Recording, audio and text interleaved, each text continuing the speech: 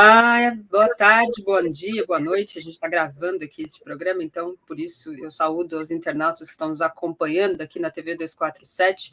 Estamos fazendo aqui mais um programa Estado de Direito, que trata sobre as questões jurídicas, políticas e tão complexas às vezes, né? Então, a gente sempre traz aqui personalidades, professores, juristas, advogados, especialistas que possam nos ajudar a ter um pouco de compreensão. Vamos fazer um programa hoje um pouco diferente, como eu disse, um programa gravado, então a gente vai fazer umas pautas aqui, um pouco de análise desse ano de 2021 e apontando um pouco da perspectiva para 2022.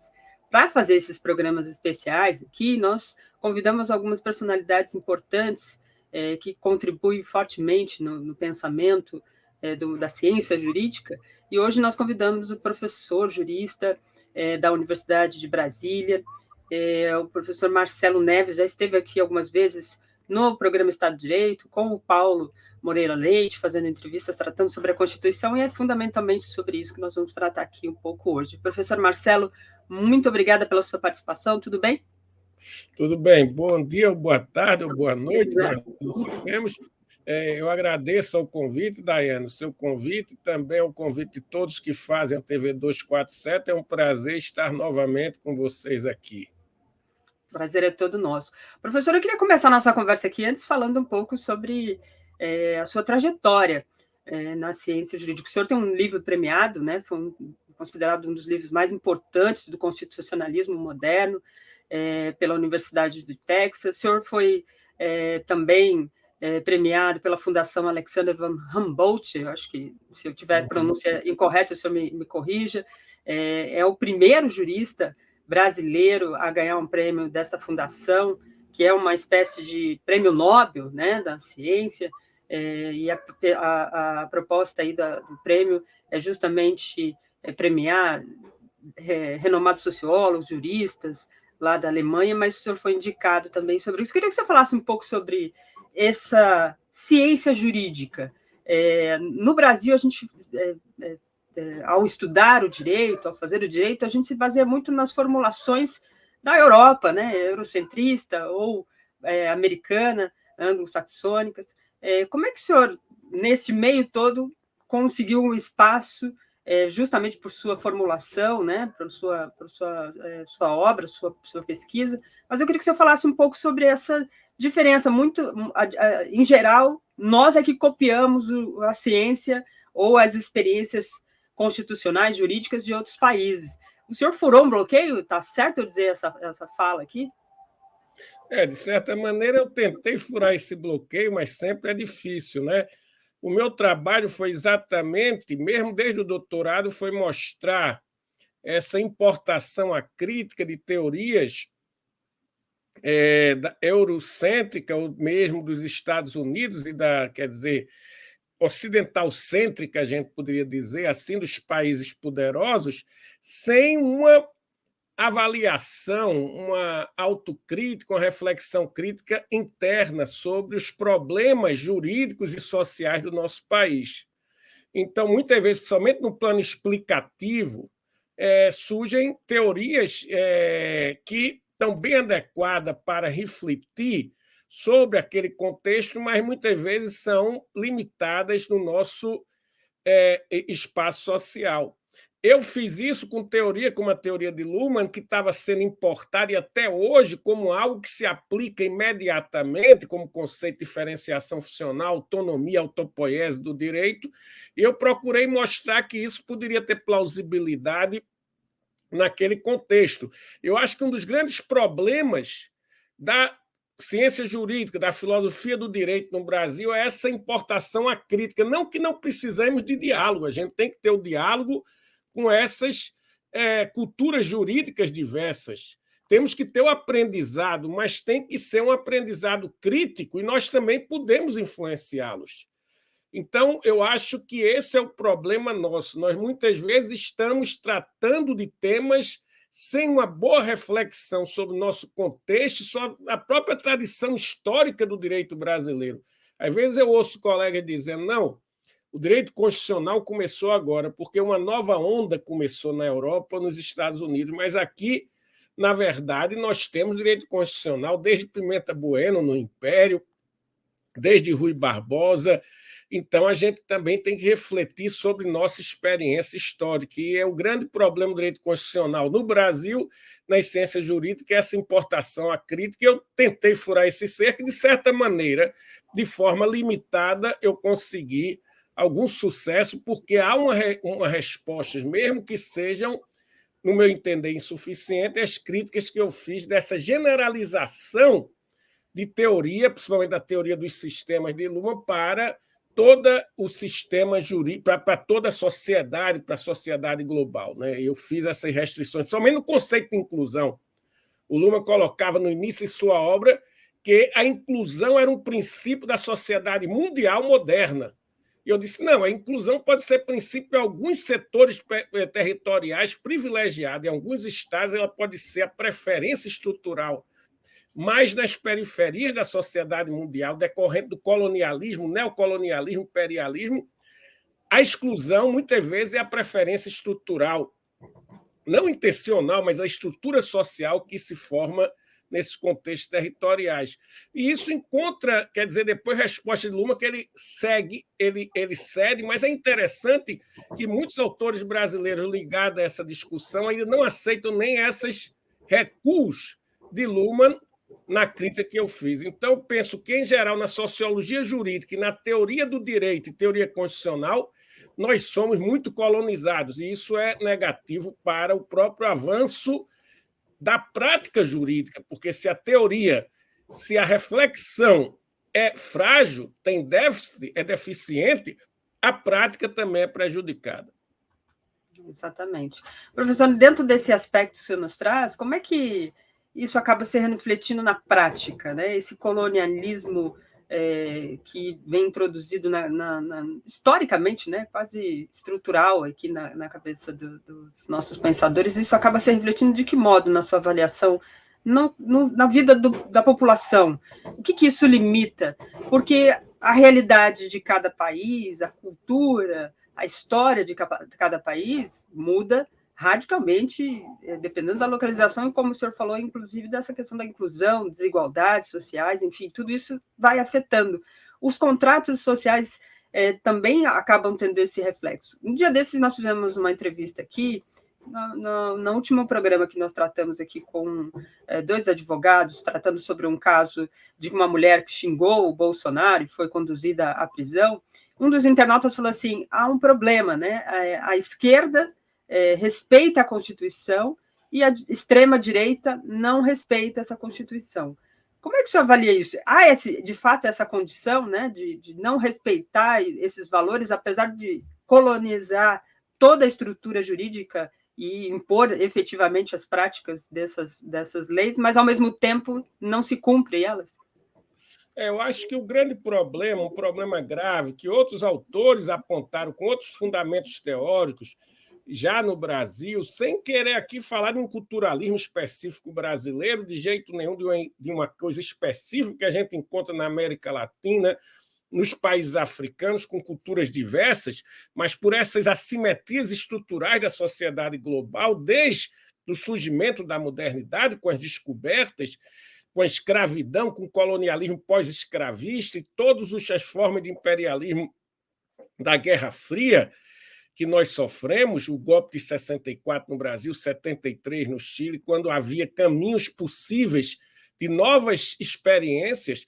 Então, nós temos, na teoria, uma construção muito, vamos dizer assim, uma construção de fachada que não comporta os problemas concretos. E aí, na prática, nós o que observamos é uma incapacidade de ocorrer uma adequação do comportamento dos cidadãos e dos órgãos estatais, isso é o mais grave, com os modelos constitucionais e legais. E esses modelos constitucionais e legais se tornam fachadas de construções que eu digo construções em ruína.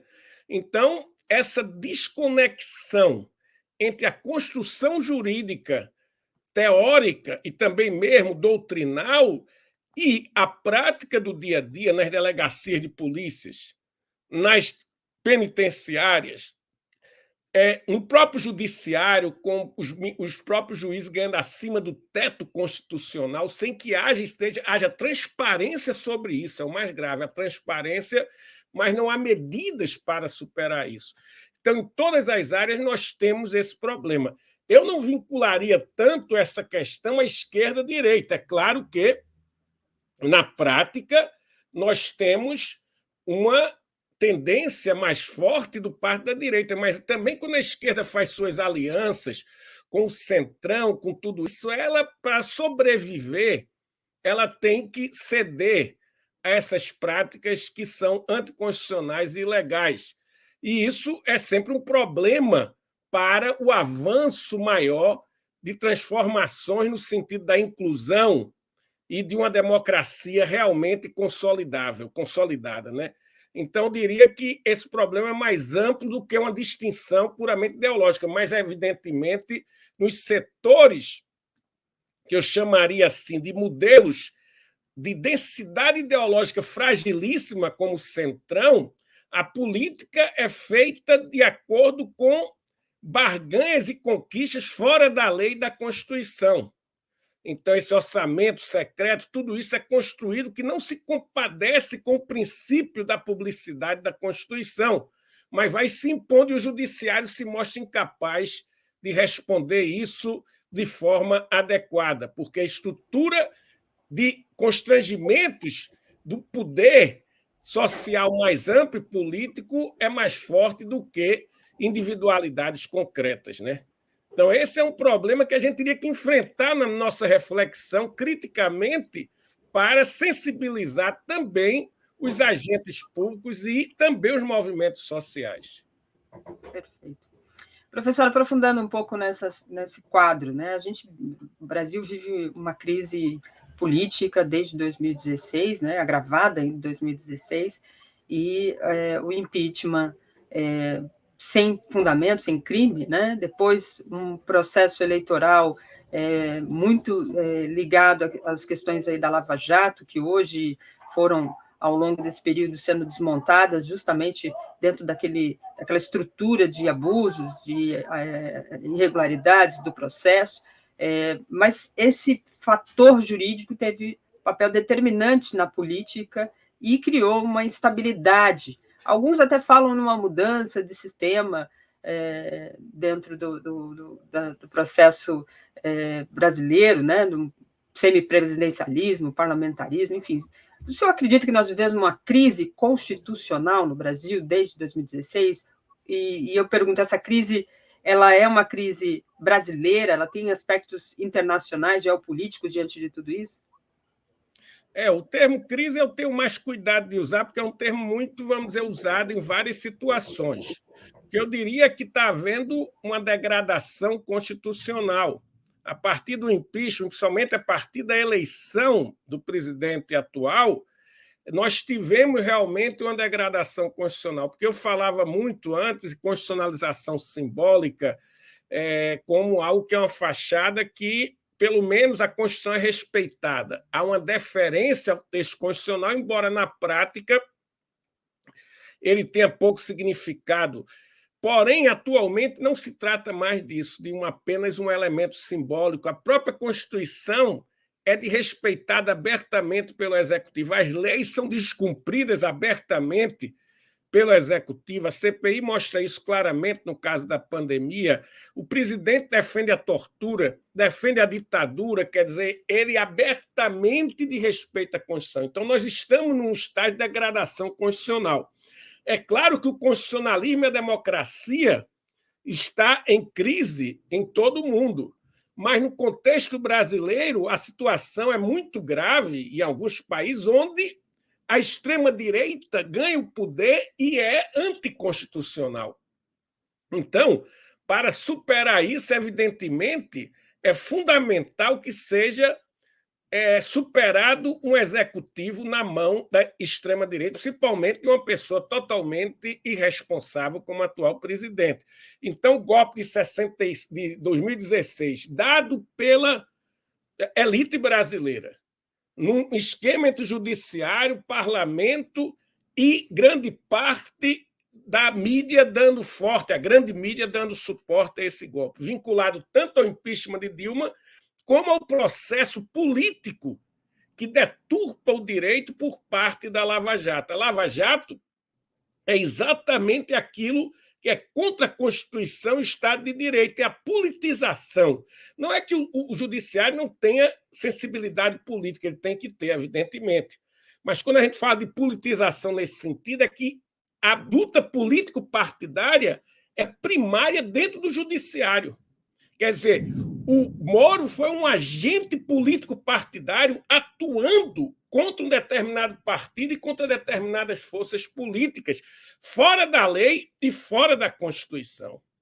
Então, nesse contexto, o constitucionalismo está sendo degradado fortemente e nós podemos ter o risco de uma experiência autoritária, eventualmente, no momento em que houver um suporte militar para esses devaneios do presidente da República. É claro que isso hoje é mais difícil, exatamente, em primeiro lugar, porque os militares se vincularem a um presidente totalmente irresponsável como esse seria problemático, porque falta também uma racionalidade mesmo de direita dentro do governante. E o apoio internacional hoje seria muito frágil, porque nós não estamos na Guerra Fria. Mas o potencial autoritário está dentro do regime e a Constituição, de certa maneira, em grande parte, está sendo suspensa na sua efetivação. Então, a gente tem que agora mobilizar as forças políticas, os movimentos sociais, para retomar um outro caminho, um caminho de retomada de um processo de democratização que estava realmente um processo de inclusão que estava sendo desenvolvido, embora de forma ainda embrionária, nos governos de Lula e Dilma Rousseff. Sem dúvida, essa tendência a uma sociedade menos excludente estava se desenvolvendo. Agora nós temos uma virada de uma sociedade que aumenta a exclusão contra a Constituição, porque os direitos fundamentais supõem inclusão. E um dos princípios constitucionais básicos é a erradicação da pobreza. E a pobreza está aumentando. Então, esse governo é anticonstitucional exatamente porque a ação dele tem sido uma ação que leva ao aumento da pobreza e da exclusão social. E isso de forma aberta, como se observa da declaração do presidente diante de empresários paulistas, ao defender cada vez mais os interesses do empresariado, já muito beneficiado pela estrutura estatal brasileira. Áudio aqui para não fazer tanto barulho. Professor, esse gancho que o senhor nos dá aqui sobre essa situação que nós nos encontramos, que não vai modificar sem pressão popular, é isso? Só para reforçar, esse avanço do setor da ascensão da extrema-direita, né, esse avanço golpista, até, de certo modo, que a gente viveu por parte de setores de lideranças de representantes das instituições, esse recuo não vai acontecer sem pressão popular, né? Eu acho que é fundamental a movimentação popular. É claro que isso pode ter uma canalização no próximo ano na luta eleitoral. Pode ser que a luta eleitoral há uma letargia atualmente. O público está apático e as elites são cínicas. Quando você chega nesse momento de um cinismo das elites, porque, de certa maneira, o judiciário é complacente, o Ministério Público é complacente com as práticas anticonstitucional do Executivo, então há na elite e também parte do empresariado, principalmente do financeiro, estão interessados na manutenção do atual governante, o apoiarão na eleição, o setor financeiro mais hard ainda apoia fortemente esse governo.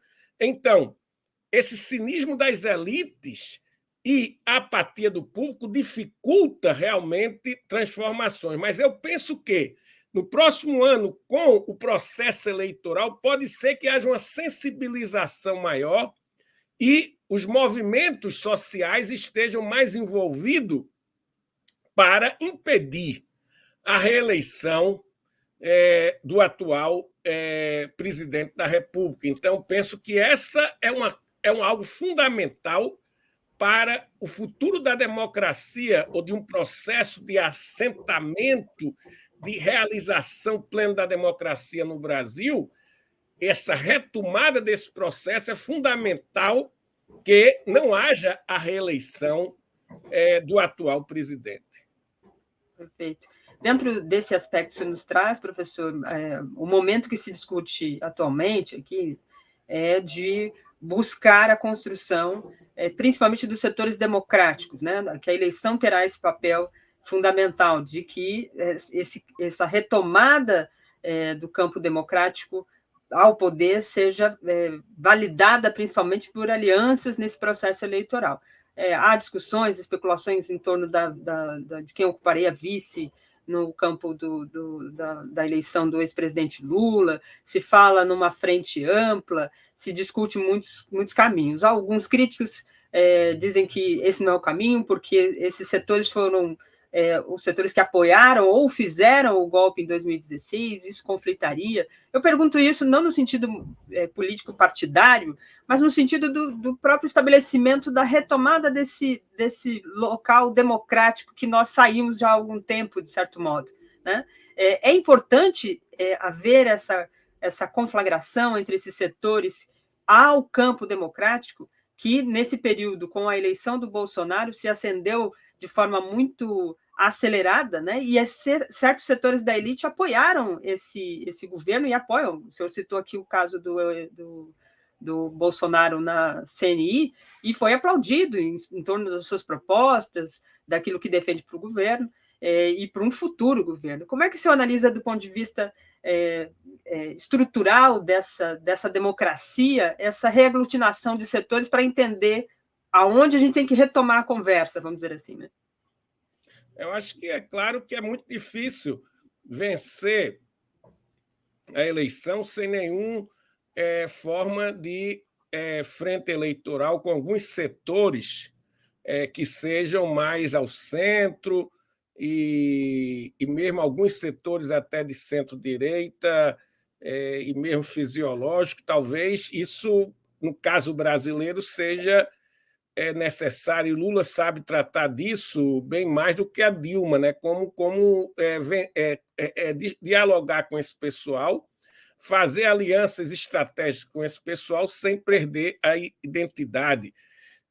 A Dilma tinha mais dificuldade disso, e isso talvez tenha levado ao impeachment de certa maneira também, porque ela procurava manter mais uma pureza nessa relação com esses grupos do Centrão. Então, evidentemente, deve haver isso para facilitar até a governabilidade depois. Pelo menos por um tempo, nós ainda vamos ficar dependentes desses setores mais fisiológicos no Congresso, e a forma de lidar com isso, talvez quem tenha a melhor experiência seja o próprio Lula, como avançar fazendo algumas concessões a esses grupos, vamos dizer, mais particularistas, fisiológicos, que não têm um projeto.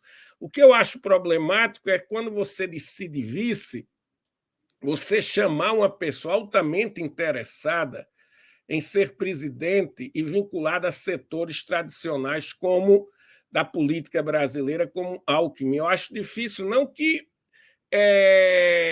seja impossível, mas o grande perigo aí é retomar-se o que ocorreu com o Temer, né? Esse vice ficar trabalhando numa crise qualquer que haja. No momento em que o governo Lula tem uma crise, uma dificuldade, ele trabalhar novamente com as elites para levar um impeachment. Então, essa é uma preocupação que tenho. Eu acho que o vice tem que ser uma pessoa de mais confiança, como foi Zé de Alencar, e teria impossibilidade de se escolher um vice mais neutro, como foi Zé de Alencar para Lula e como foi Marco Maciel para Fernando Henrique Cardoso.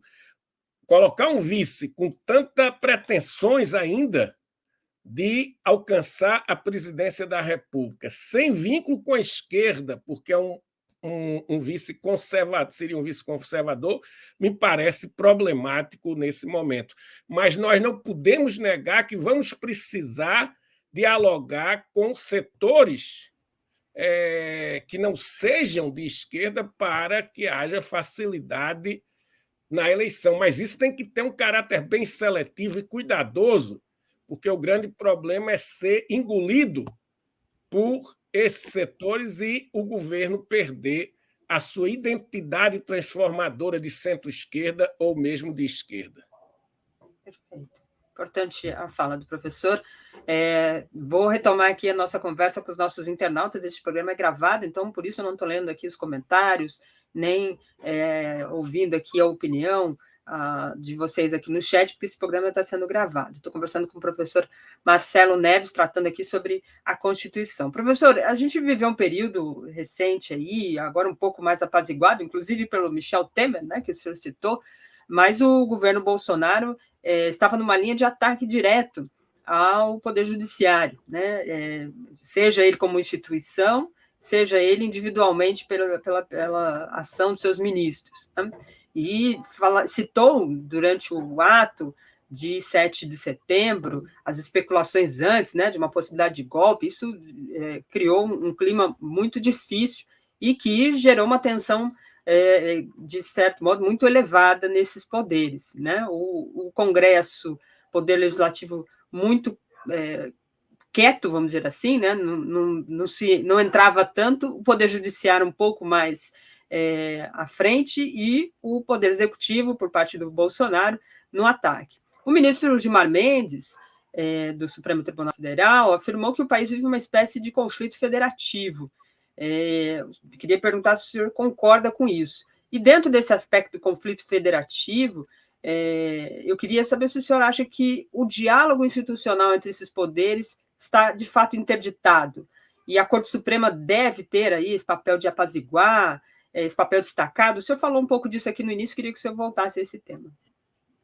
Veja bem, o que eu penso é que os ataques de Bolsonaro ao judiciário não são ataques no sentido de favorecer a uma consistência constitucional, a uma atuação mais fundada na lei pelo parte do judiciário. É apenas o oposto, é buscar decisões que satisfaçam o governo. É como se ele quisesse politizar o judiciário em favor do governo. E isso ele diz muitas vezes: eu tenho 2 votos lá, eu vou ter isso. Ele fala em termos de contagem políticas partidárias dentro do. E aí ele critica porque esse judiciário não está fechado politicamente com ele, principalmente o Supremo. Evidentemente, o judiciário brasileiro e também o Supremo precisa de uma crítica no sentido da incapacidade de atuar dentro de parâmetros constitucionais e legais consistentes. As mudanças de jurisprudência, de acordo com contextos particularistas. Você veja que o Gilmar proíbe a nomeação de Lula naquele momento, e depois o Celso Mello dá uma posição oposta no caso de Moreira Franco e indiretamente critica a decisão de Gilmar, mas é a mesma corte, são decisões monocráticas e não se chega para um debate de fixar. Atualmente também, no caso de Flávio Bolsonaro, é uma decisão do Supremo que diz só em crimes funcionais, e tudo já estava no outra Constituição. O Supremo modificou a jurisprudência, e vem Gilmar agora em 3-1, modifica-se a jurisprudência. Então, a jurisprudência fica muito inconsistente ao sabor do jogo político. E aí também é negativo. Mas o que o Bolsonaro está criticando aí não é essa questão. Ele está buscando que o judiciário seja submisso ao executivo. É um tipo de crítica que não é a crítica que, na verdade, cabe fazer ao judiciário. O grande problema do judiciário é que ele se expande, ele saindo do campo especificamente jurídico, que é o seu campo primário, para assumir um papel central no campo da política. Isso é negativo. Quer dizer, essa judicialização não é a fortificação do direito, eu tenho dito. A judicialização na Europa, por exemplo, na Alemanha, quando se criticou a judicialização, era uma expansão do direito em detrimento da política democrática. Foi isso que foi criticado por Ingeborg Mause, por Karl Loewenstein, e também se criticou isso nos Estados Unidos e na França, na década de 50 e 60, principalmente. O que está ocorrendo no Brasil com a chamada judicialização não é que o direito se fortifica, é que se politiza o judiciário. O judiciário deixa de ser um agente primário do direito para ser um agente primário da política. E isso é péssimo, porque quem deve ser agente primário da política é, no caso do presidencialismo, o presidente e o parlamento e o Congresso. Esses são os agentes primários. O judiciário tem um papel de manter as regras do jogo, mas o judiciário se expandindo dessa maneira também é negativo. Portanto, eu não vejo apenas uma crise do Pacto Federativo, porque existe, é claro, hoje a relação entre os poderes locais e o presidente, mas, em geral, aquela situação que já é típica do Brasil, de uma miscelânea, de uma confusão entre os poderes, ela se fortifica agora com essa atuação do presidente que não está disposto a ter um diálogo verdadeiro com os outros poderes, nem está disposto a aceitar os limites determinados pela Constituição e que cabe aos outros poderes realizarem em relação ao presidente. Então, o que me parece agora é exatamente que esses controles não estão funcionando recíproco, porque é uma amálgama de interesse que prejudica o Estado de Direito. Não se toma nenhuma decisão sobre o impeachment do presidente. Quer dizer, o legislativo está vinculado aos interesses do presidente, porque ele poderia submeter ao julgamento, mas não prende, guarda e não dá encaminhamento ao presidente da Câmara. Isso é questionável, no meu entender, constitucionalmente, porque isso é uma atuação que não tem fundamento no princípio constitucional da impessoalidade. Também o Procurador-Geral da República não toma as medidas para encaminhar os inquéritos e a denúncia por crime comum, que há vários elementos, principalmente a partir da CPI. Então, nós temos uma situação em que não há os controles recíprocos, e isso é uma crise muito mais ampla dos poderes. E essa crise entre os poderes, essa incapacidade de controlar principalmente o executivo nesse momento, com, evidentemente, interesses dentro do judiciário, com formas de trocas entre legislativo e judiciário. O executivo entrega emendas com facilidade, emendas secretas também, verbas para ter esse apoio. Com o judiciário se troca a nomeação de pessoas para a Corte Internacional de Direitos Humanos, como no caso recente de uma pessoa ligada a Gilmar, que relaciona-se com Bolsonaro de forma muito positiva ultimamente. Então, essas formas de trocas à margem da lei e da Constituição, ela vai corroendo a relação entre os poderes. E, no caso atual, diante de um executivo autoritário, com expansividade contrária à Constituição, isso é muito negativo, porque as instituições judiciais e legislativas não atuam consistentemente contra as práticas anticonstitucionais e ilegais do Poder Executivo. Importante. Professor, a gente está falando, o senhor citou bastante o papel aí do Poder Judiciário, né, particularmente do Supremo. Recentemente, nós tivemos a aprovação pelo Senado do André Mendonça, ex-ministro da Justiça, ex-advogado-geral da União do governo Bolsonaro. Mas, um pouco atrás, tivemos a indicação do Cássio Nunes Marques, 2 indicados pelo governo Bolsonaro, e com indicações muito críticas por parte da sociedade, principalmente pelo caráter de escolha que o Bolsonaro estabeleceu. Não é nem necessariamente pelas pessoas que ele o escolheu, mas pela forma que o Bolsonaro conduz as escolhas, né? É muito fora do campo republicano, do que seria um papel de um presidente para a escolha de pessoas para vagas como essa, tão importantes para decisões do país. O André Mendonça, o Bolsonaro já dizia anteriormente que escolheria um ministro terrivelmente evangélico, como se a questão religiosa fosse um critério estabelecido ali ou ignorado ao longo dos anos para a escolha de um ministro do Supremo Tribunal Federal. Na sabatina, André Mendonça foi muito, vamos dizer, linear, né?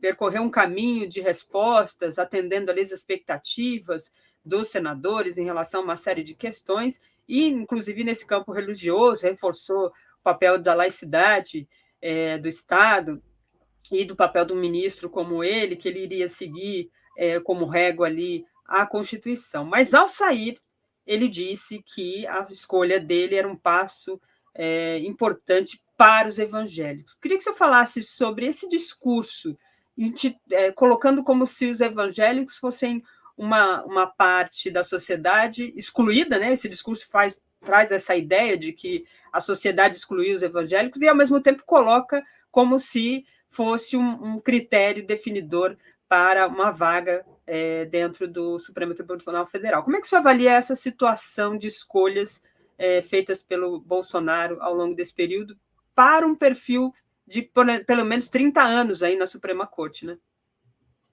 Eu penso que as escolhas, é claro que a gente critica as escolhas de Bolsonaro, eu critico também a do Cássio, que eu acho que não seria um nome bom para o Supremo, e também a de André Mendonça, como critiquei também escolhas de um católico terrivelmente católico como o Menezes Direito, que não foi, porém, escolhido por isso, foi por acordos políticos também, que eu acho controverso com o governador do Rio de Janeiro na época, que foi que influenciou essa escolha, que eu acho uma escolha péssima também no governo Lula. Mas aí não foi o fundamento dele ser terrivelmente católico da Opus Dei, o fundamento foi outro. Eu não tenho nada que haja escolha de evangélicos, e mesmo terrivelmente evangélicos. Eu acho que eles têm os mesmos direitos dos católicos, do candomblé, dos judeus, e eles podem ser escolhidos para a corte. O problema é que André Mendonça, em reuniões do Supremo, ele fez referência à Bíblia, quando era advogado-geral da União, quer dizer, ele toma uma prática que é contra o Estado laico. E essa prática contra o Estado laico é que pode prejudicar a atuação do Supremo Tribunal Federal. Não é se tratar de evangélico ou não. Por isso que ele, na sabatina, ele foi insincero, para usar um termo do Rabi, mas não agiu sinceramente, ele agiu de forma insincera para conseguir o apoio, porque ele sabe que foge do nosso modelo constitucional a visão dele.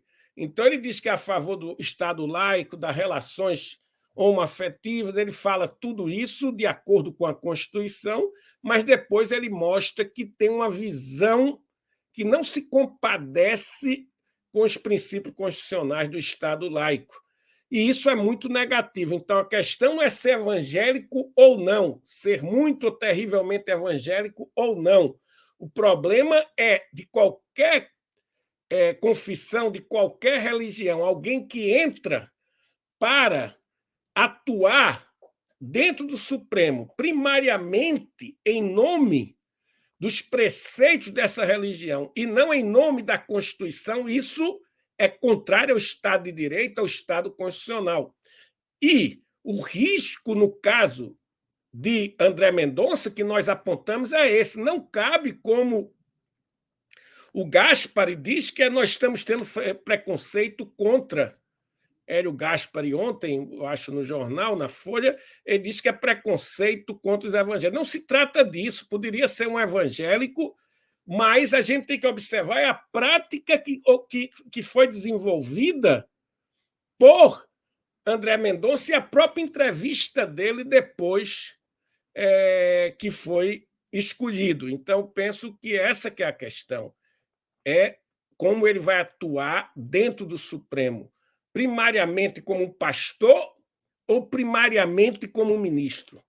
O perigo que se põe é que ele atue primariamente como pastor evangélico. E isso realmente é o caminho para um fundamentalismo contrário ao Estado de Direito.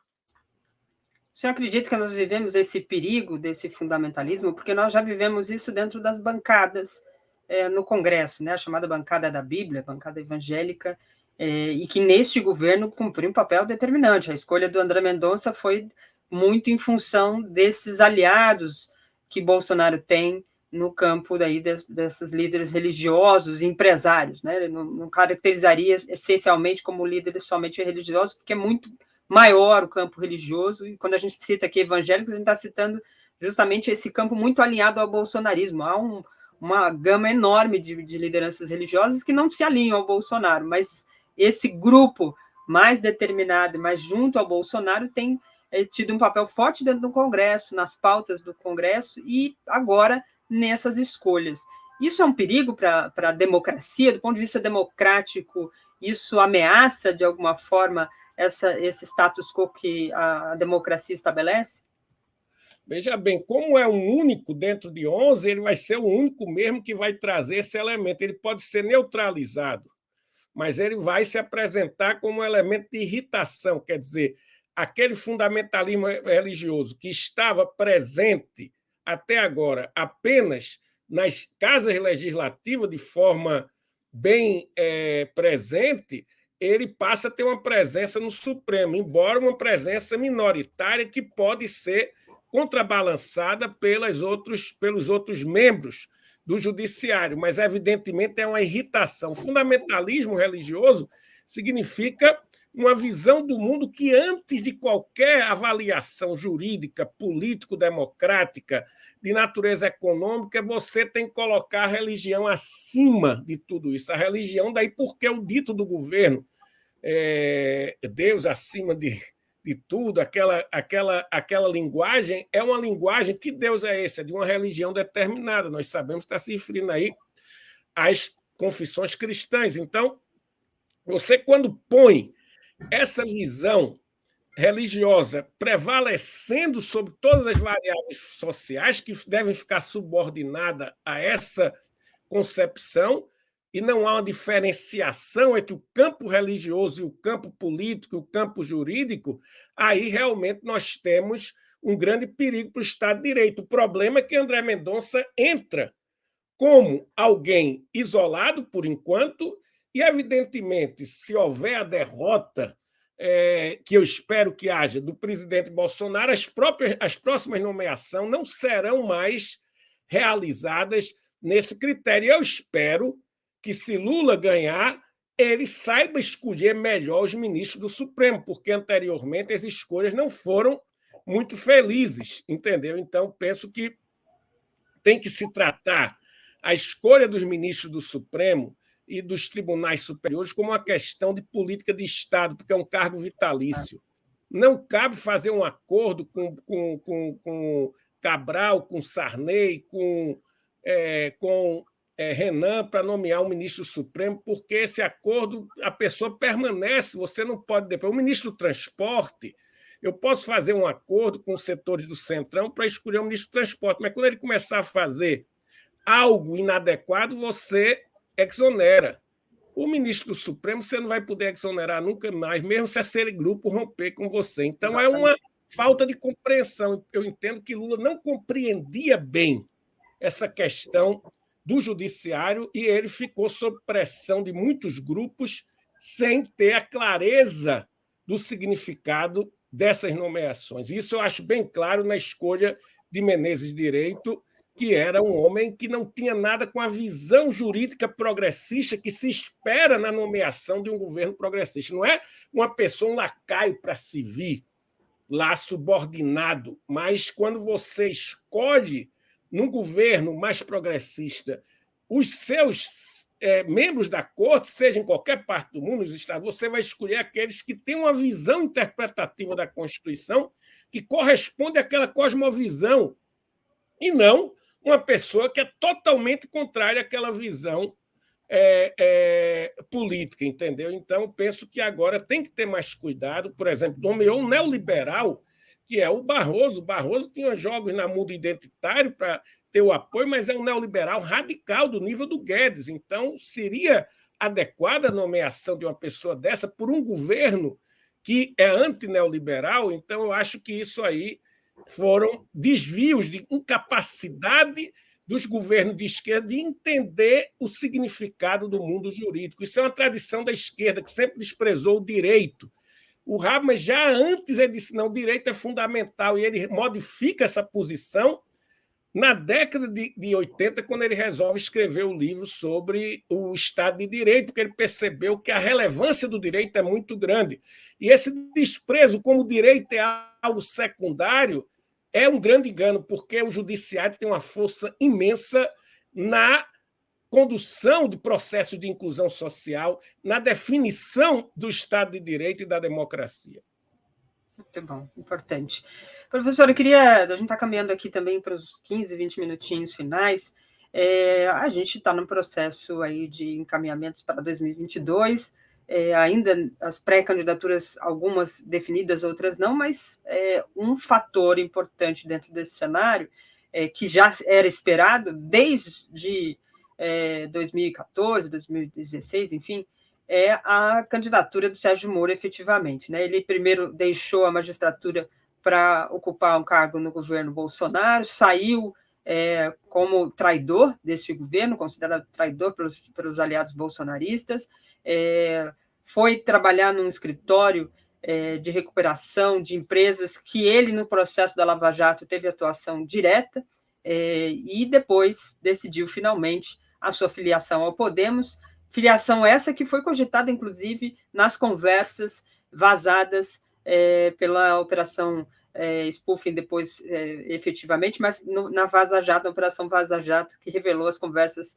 dos procuradores com o Sérgio Moro e entre os procuradores da Lava Jato de Curitiba. Mas se filiou ao Podemos, no Ministério Público, no caso do Deltan Dallagnol, que era também o líder do Ministério Público ali, saiu do Ministério Público ainda com processos, mas se filia nessa semana ao Podemos também. Como é que o senhor vê essa realidade que muitos juristas apontaram como uma coisa agora oficializada? O senhor também concorda nessa direção? E como o senhor vê a participação do Moro nesse processo político que ele ajudou a construir também, né?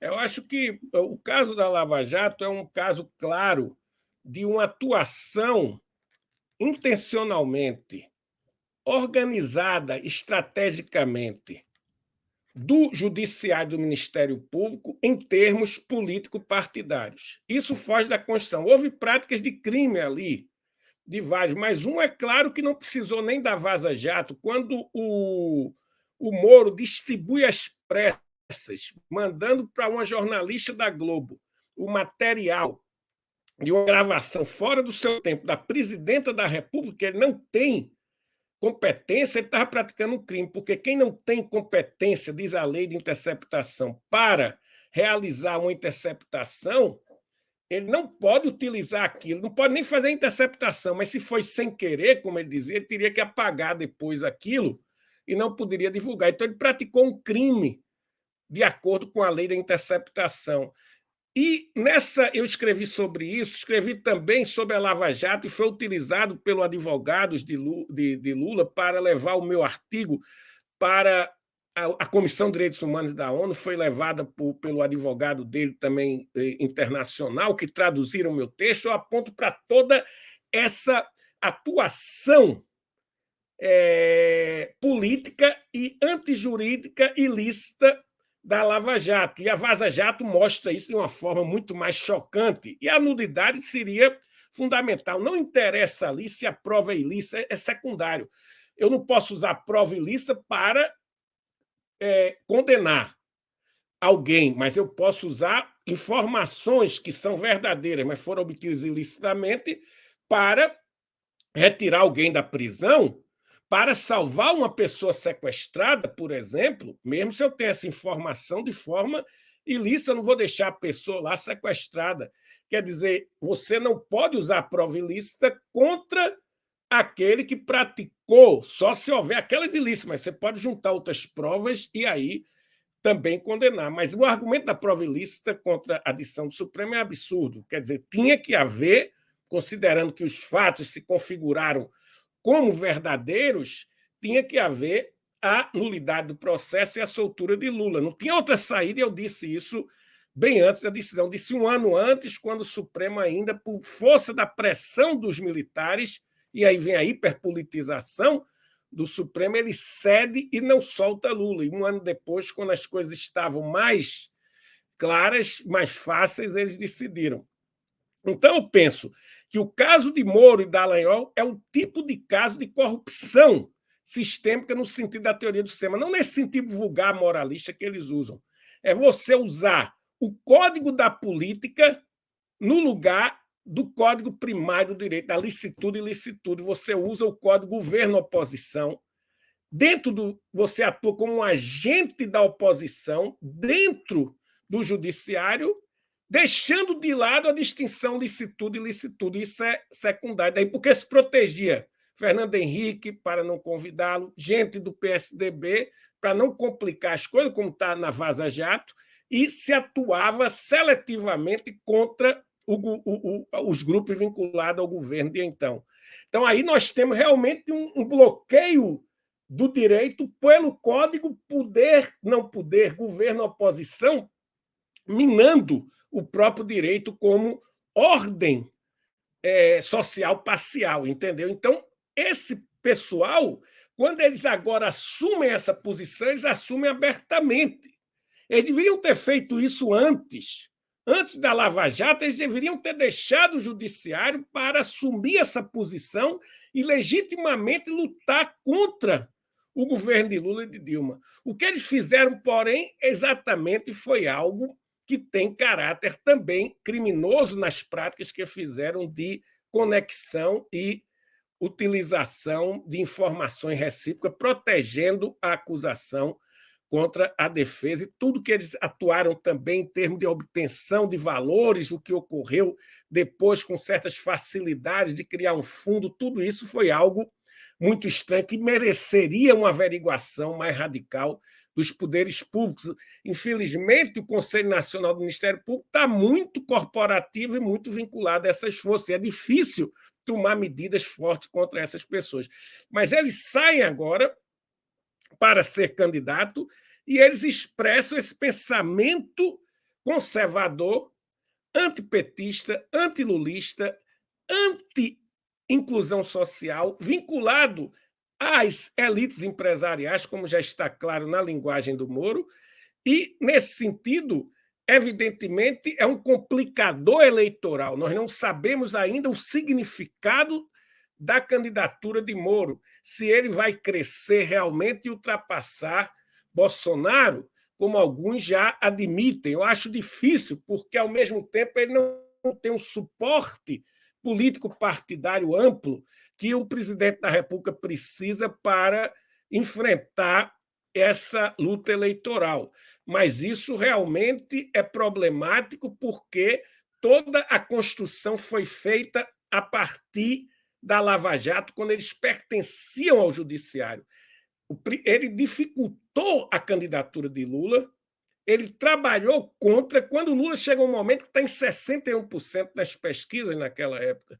Então, todo o trabalho feito com o depoimento de Palocci sendo divulgado nas vésperas da eleição, todas as dificuldades criadas para levar a vitória de Bolsonaro, depois sendo ministro de Bolsonaro, quer dizer, toda essa mistura entre poder judicial e política é realmente algo que erode a Constituição e o Estado de Direito. E essas figuras é que estão se apresentando para o público agora como defensores contrários à corrupção, como alguém que é contra a corrupção, quando o que eles praticaram foram, no sentido sistêmico da palavra, práticas de corrupção do direito pela política partidária. Então, eu acho que ele não tem chance muita em face dessa falta de apoio de grupos partidários, somente elites partidárias, que ele precisaria.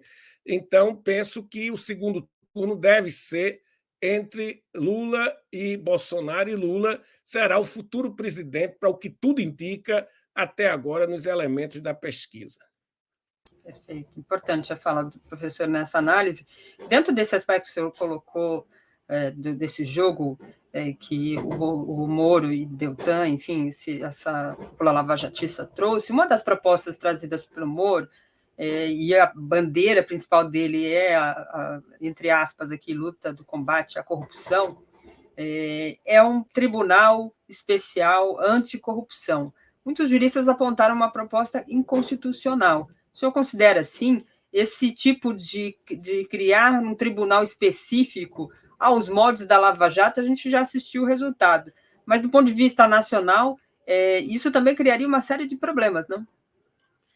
Claro, isso é uma caricatura, um tribunal desse tipo, dentro do modelo constitucional, não tem sentido. Nós já temos o CNJ para atuar no plano do Judiciário, o Ministério Público para atuar no plano do Ministério Público, nós temos as comissões de ética na Presidência da República, a comissão de ética as comissões de ética nos tribunais. O problema é que não se funciona bem. Você criar um modelo mais dando poderes amplos a figuras que vão ter esse papel tão abarcante, o perigo é exatamente, novamente, a discriminação, a seletividade de uma prática de um tribunal que, de certa maneira, seria nomeado com uma grande influência, com certeza, do presidente da República. E aí você pode ter exatamente, imagine um Moro, presidente da República, definindo Dallagnol como presidente desse Conselho Anticorrupção. Isso é um grande perigo, isso é o grande perigo da instrumentalização de um órgão desse tipo, no caso brasileiro, em favor exatamente daqueles que estão querendo atuar atuar contrariamente à pluralidade do Estado de Direito. Entendeu? Então, me parece uma caricatura constitucional e, em termos de uma reforma constitucional, em princípio, eu não acho que haveria problema de se construir. O problema não é a constitucionalidade de uma emenda desse tipo. O problema é as implicações políticas de um tribunal desse tipo. Importante. Queria aqui agradecer a participação de todos que estão nos assistindo, reforçar aqui o convite para você que está nos assistindo e ainda não é membro do nosso canal, não se inscreveu aqui, acione o sininho aqui embaixo, se torne membro. Para quem quiser se tornar membro, brasil247.com/apoio, lá tem todos os perfis de assinatura, de como você pode se tornar membro aqui e fortalecer a comunidade 247, já agradecendo a sua participação e a sua colaboração aqui conosco neste programa que é gravado, e está indo ao ar aí posteriormente, por isso não estou lendo aqui os comentários, nem as participações de vocês. Professor Marcelo, queria fazer uma última pergunta aqui, fazendo uma indagação em relação ao momento que nós vivemos do ponto de vista tecnológico, né? Nós assistimos uma mudança na vida das pessoas, né? Uma coisa chamada celular, smartphone, né? Trouxe para a gente um computadorzinho com acesso à internet, à informação rápida, e também a comunicação rápida. Muito poucas pessoas devem usar o celular para falar, para conversar. Hoje em dia a gente conversa por mensagem, basicamente.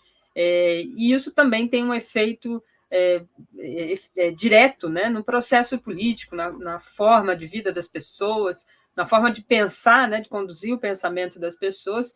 E eu queria ouvir do senhor, do ponto de vista constitucional, nossa Constituição consegue abarcar todas essas questões?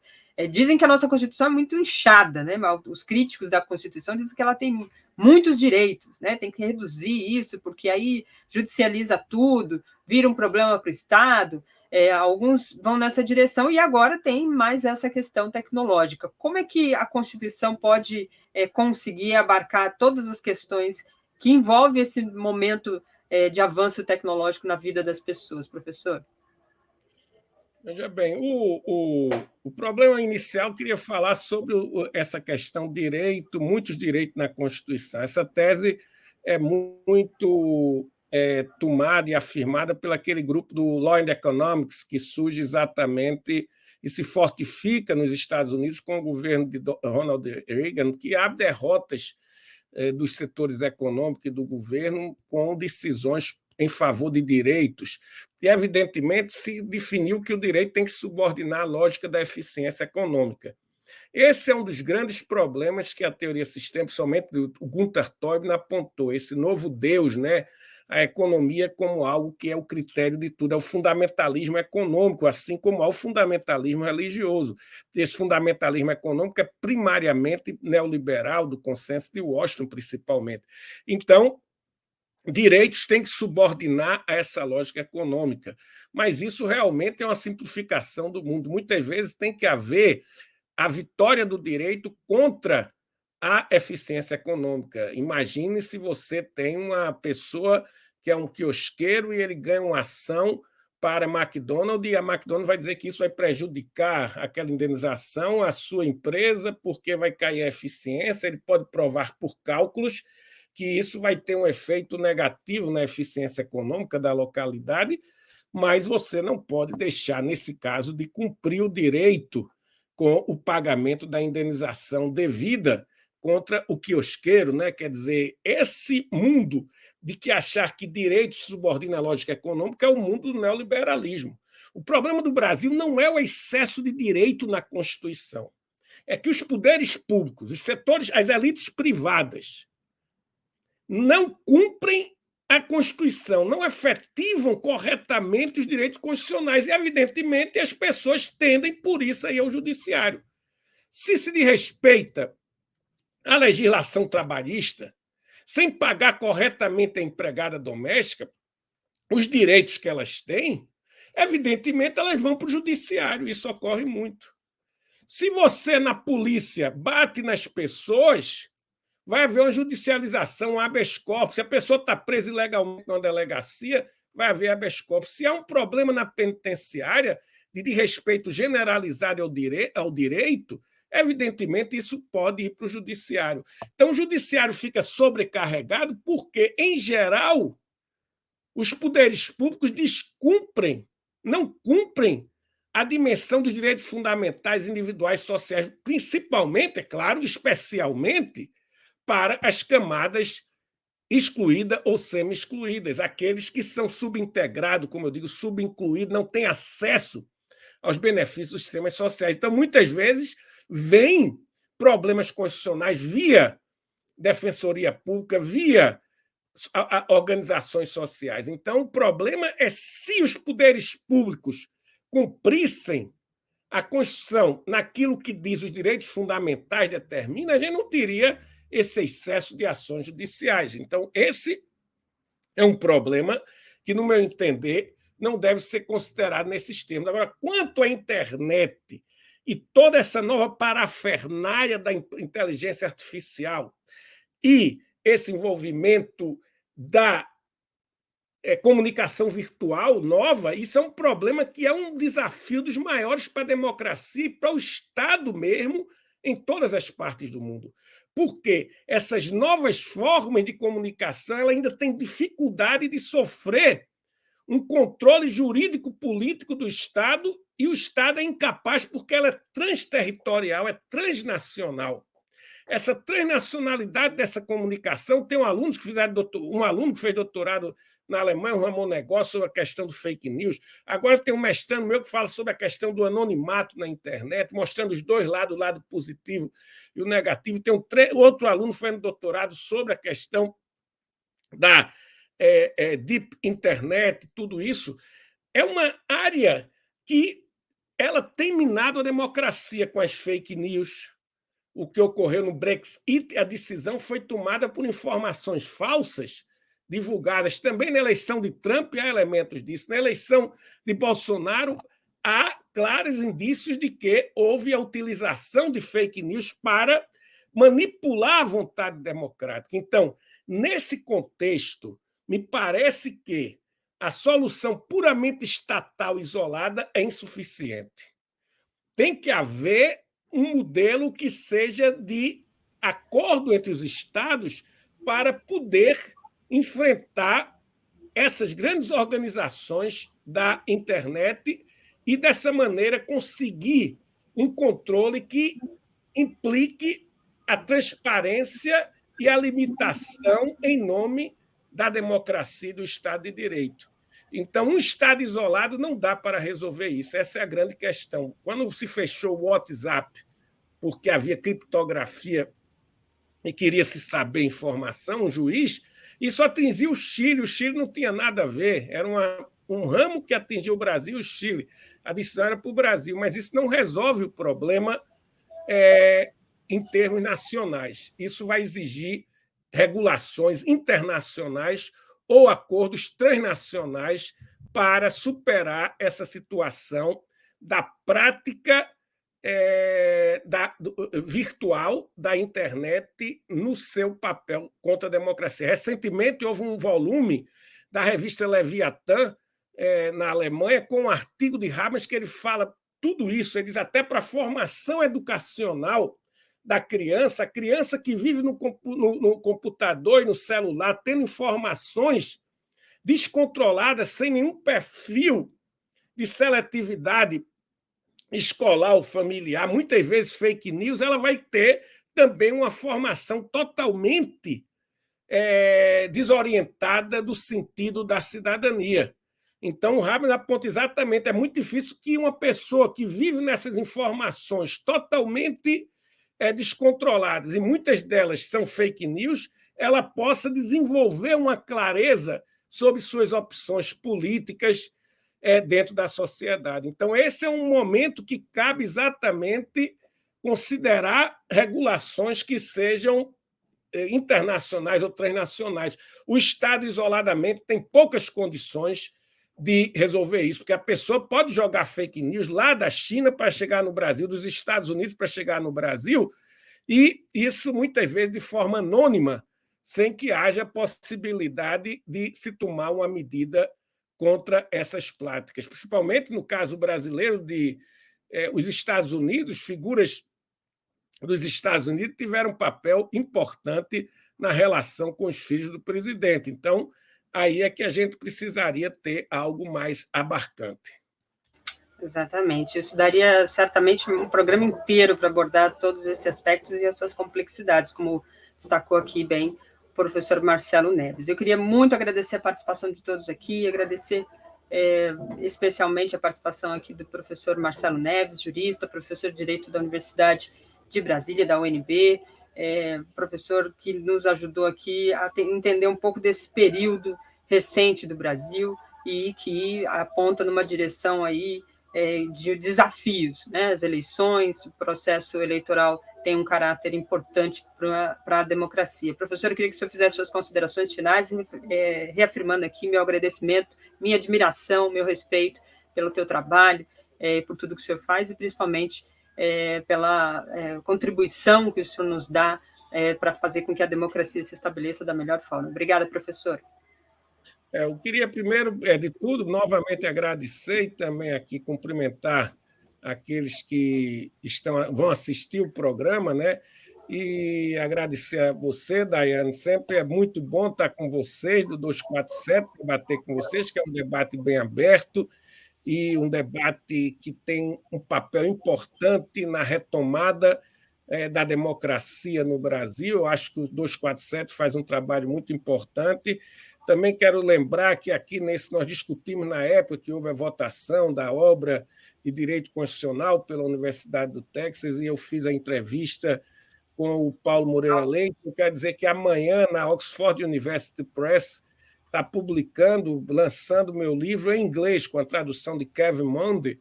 A constitucionalização simbólica foi traduzida e sairá amanhã na Oxford University Press.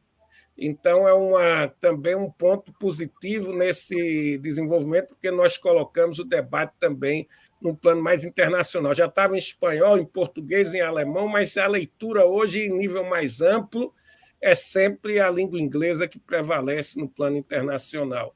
Então, essa entrevista, eu me lembro bem com o Paulo, eu quero também relembrar esse momento. E um abraço a vocês aí, a todos vocês. Muito obrigado. Obrigada, é um orgulho ter aqui o professor participando junto conosco. Obrigada a todos, continue com a gente aí na nossa programação, vamos nos encontrando aqui no 247. Um abraço, tchau, tchau.